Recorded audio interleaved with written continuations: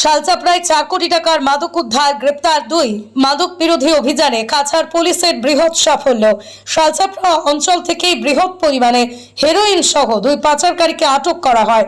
গোপন সূত্রের খবরের ভিত্তিতে মঙ্গলবার বিকেলে কাছাড় পুলিশ মাদক বিরোধী অভিযানে নেমে শালচাপড়া এলাকা থেকে AS 18 AC 5847 নম্বরের 4 চাকার বাহন তল্লাশি চালিয়ে 847 গ্রাম হেরোইন এবং 4.035 কিলোগ্রাম ওপিয়াম বাজেয়াপ্ত সহ এমন খান ও সেলিম নামের 2 জন মাদক পাচারকারীকে আটক করে কাছাড় পুলিশ। বাজেয়াপ্ত নেশা জাতীয় দ্রব্যের বাজার মূল্য 4 কোটি 5 লক্ষ টাকা বলেই জানিয়েছেন কাছাড় জেলার পুলিশ সুপার নোমাল মাহাতো।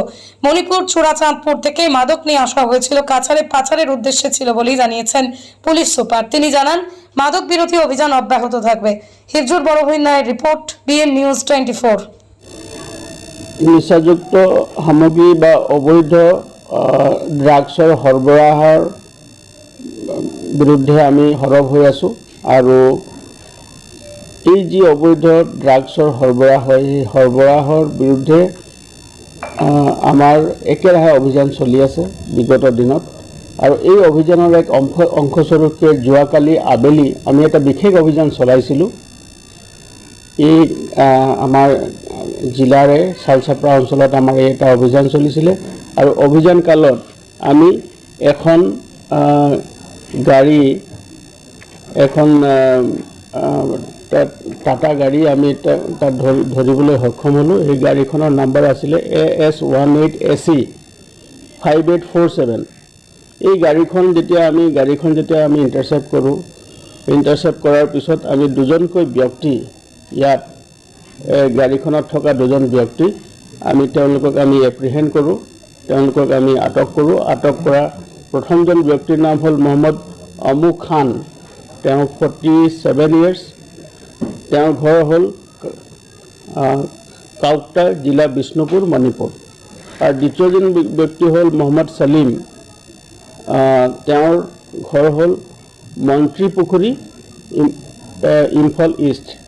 2জন ব্যক্তিক যেতিয়া আমি এপ্ৰিহেণ্ড কৰোঁ, তেওঁলোকক সোধপোছ কৰোঁ আৰু যেতিয়া আমি খানতালা চলাওঁ গাড়ীখনত বিশেষভাৱে নিৰ্মাণ কৰা কিছুমান চেম্বাৰ্ছ তেওঁলোকে আছিলে আৰু সেই চেম্বাৰ্ছৰ পৰা আমি 72টা 72টা চাবোনৰ বাকচত হিৰ'ইন থকা বা নিচাযুক্ত সামগ্ৰী থকা 72টা বাকচ আমি জব্দ কৰিবলৈ সক্ষম হ'লোঁ। আৰু তাৰ লগতে 4টা ডাঙৰ পেকেটছ আছিলে আৰু সেই পেকেটবিলাকত অপিয়াম পাউডাৰ আছিলে আৰু অপিয়াম পাউডাৰৰ ওজন আছিলে প্ৰায় 4 কেজি। আৰু যিখিনি সন্দেহযুক্ত হিৰ'ইন আমি জব্দ কৰিলোঁ, সেই জব্দকৃত হিৰ'ইনখিনিৰ ওজন আছিলে 847 গ্ৰামছ। 847 গ্ৰামছ গোটেই সামগ্ৰীখিনি ওজন আছিলে। আৰু তাৰ লগতে আমি সেই গাড়ীখন, যিখন গাড়ী লৈ এই সৰবৰাহ মানে অবৈধ সৰবৰাহ, ড্ৰাগছৰ অবৈধ সৰবৰাহ চলিছিলে, সেই গাড়ীখনো আমি জব্দ কৰিলোঁ।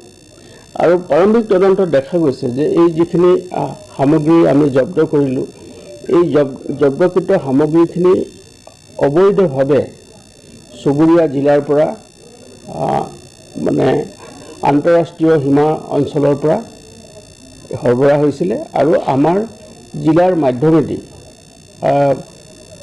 বেলেগ ঠাইলৈ লৈ যোৱাৰ তেওঁলোকৰ পৰিকল্পনা আছিলে।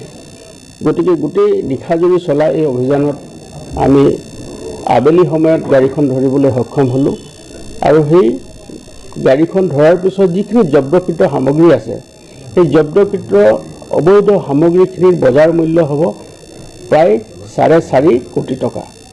গতিকে এই সামগ্ৰীখিনি আমি জব্দ কৰিলোঁ আৰু জব্দ কৰাৰ পিছত তেওঁলোকৰ লগত সম্পৰ্কিত থকা যি ব্যক্তি আছে তেওঁলোককো আমি অনুসন্ধান কাৰ্য চলাই আছোঁ।